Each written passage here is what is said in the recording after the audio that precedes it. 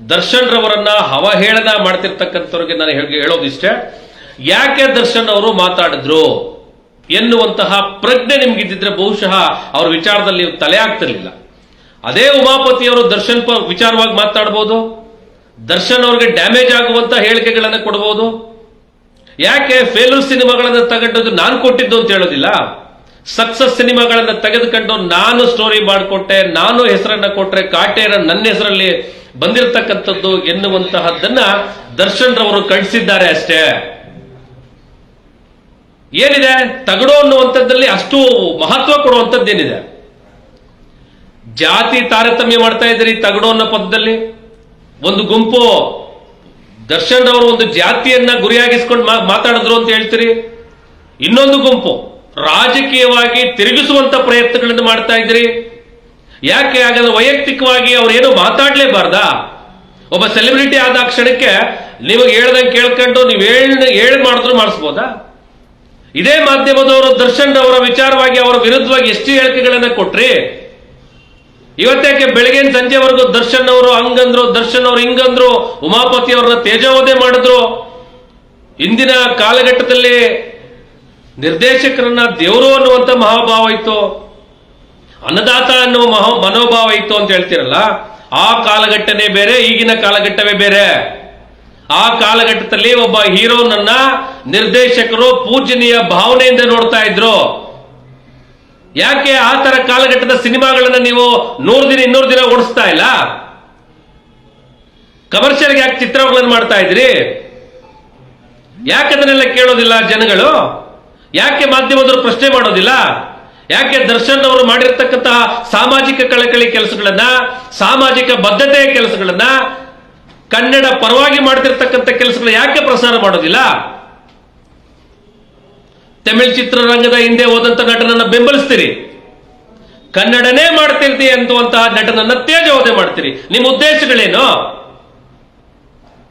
ದರ್ಶನ್ ಅವರು ಹೇಳಿದ್ರು ನಾನು ಕನ್ನಡದಲ್ಲೇ ಸಿನಿಮಾ ಮಾಡ್ತೀನಿ ಅಂತೇಳಿ. ಯಾಕೆ ಅದನ್ನ ವಿಚಾರಗಳನ್ನ ನೀವು ನ್ಯೂಸ್ ಮಾಡಲಿಲ್ಲ? ಯಾಕೆ ಬೆಳಗ್ಗೆಯಿಂದ ಸಂಜೆವರೆಗೂ ಅಂತ ಒಳ್ಳೆ ಕೆಲಸಗಾರನ್ನ ನೀವು ಬೆಂಬಲಿಸಲಿಲ್ಲ? ಇವತ್ತು ಉಮಾಪತಿ ಅವ್ರನ್ನ ಬೈದಾಕ್ಷಣಕ್ಕೆ ನೀವು ಎಲ್ಲರೂ ದೊಡ್ಡ ಗಂಡಸರು ತರ ಇವತ್ತು ಒಟ್ಟಿಗೆ ಎದ್ದು ಬೆಳ್ಬಿಟ್ಟಿದ್ದೀರಲ್ಲ.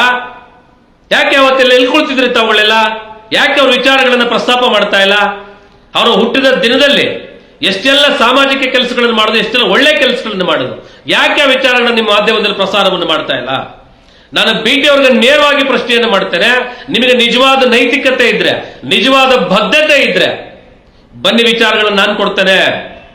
ನಿಮ್ಮ ಯೋಗ್ಯತೆಗೆ ಸರ್ಕಾರಿ ಜಾಗಗಳನ್ನ ತಿನ್ಕೊಂಡು ಓಡಾಡಿರ್ತಕ್ಕಂಥವ್ರಿಗೆ ವಿಚಾರವನ್ನು ನಿಮ್ಮ ಮಾಧ್ಯಮಕ್ಕೆ ಮುಟ್ಟಿಸಿದ್ರೆ ಅಲ್ಲಿಗೆ ಬಂದು ನಿಮಗೆ ಪ್ರಸಾರವನ್ನು ಮಾಡಲಿಕ್ಕೆ ಯೋಗ್ಯತೆ ಅಲ್ಲ ನಿಮಗೆ.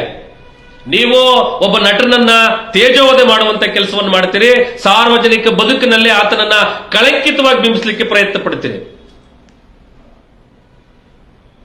ನಾನು ಕೇಳೋದಿಷ್ಟೇ, ಮತ್ತೊಮ್ಮೆ ಮಗದೊಮ್ಮೆ ನೇರವಾದಿ ನಿಷ್ಠೂರವಾದಿ ಆಗಿರ್ತಕ್ಕಂಥ ದರ್ಶನ್ ರವರ ವಿಚಾರಕ್ಕೆ ಅವರನ್ನ ಕಳಂಕವನ್ನ ಒರೆಸಲಿಕ್ಕೆ ನೀವು ಪ್ರಯತ್ನ ಪಟ್ರೆ, ಅವರನ್ನ ಇಷ್ಟಪಡುವಂತಹ ಸ್ನೇಹಿತರು, ಅವರನ್ನ ಪ್ರೀತಿಸುವಂತಹ ಬೆಂಬಲಿಗರು, ಅವರನ್ನ ಪ್ರೀತಿಸುವಂತಹ ಅಭಿಮಾನಿಗಳು ನಿಮಗೆ ಬುದ್ಧಿ ಕಲಿಸಬೇಕಾಗ್ತದೆ. ಎಚ್ಚರಿಕೆ.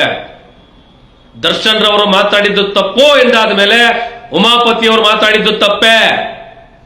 ಉಮಾಪತಿ ಅವರಿಗೆ ಎರಡು ಕೊಂಬಿರೋದಿಲ್ಲ, ಅವರು ಮಾಡಿರೋದು ತಪ್ಪೇ.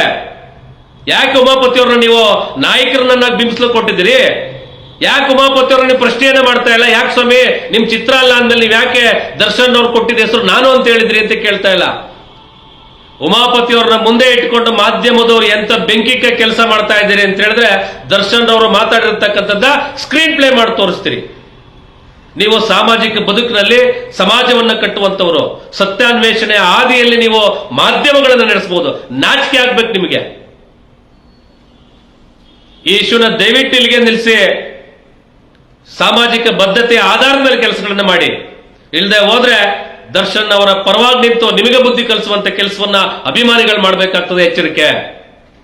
ಹೆಚ್ಚಿನ ವಿಡಿಯೋಗಳಿಗೆ ಪ್ರತಿಧ್ವನಿ ಯೂಟ್ಯೂಬ್ ಚಾನೆಲ್ ಸಬ್ಸ್ಕ್ರೈಬ್ ಮಾಡಿ, ಬೆಲ್ ಐಕಾನ್ ಕ್ಲಿಕ್ ಮಾಡಿ.